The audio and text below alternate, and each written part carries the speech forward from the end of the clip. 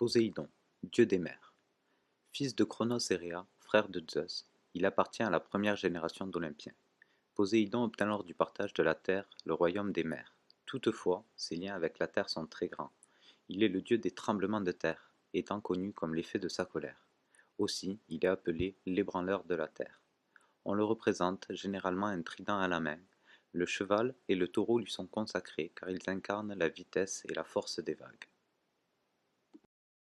Poséidon est un dieu puissant, colérique et rancunier, comme ont pu le constater les Troyens, qui subirent à maintes fois sa rancœur et colère. Poséidon envoya un monstre marin dévorer la fille du roi de Troie pour une dette non réglée, et continua pendant la guerre à soutenir ses assaillants. Tout comme les Troyens, Minos, roi de Crète, eut à subir la colère du dieu des mers. Après avoir été aidé par Poséidon lui-même à prendre le pouvoir, à l'aide d'un magnifique taureau que celui-ci lui avait envoyé, et qu'il devait sacrifier en retour, le roi de Crète décida de garder cette bête magnifique. Poséidon, fou de rage, rendit alors la femme du roi amoureuse du taureau. Celle-ci engendra le Minotaure. Bien qu'il eût pour épouse Amphitrite, qui lui donna 3 enfants, il eut comme son frère Zeus un grand nombre de maîtresses, divines ou mortelles, dont il eut beaucoup d'enfants.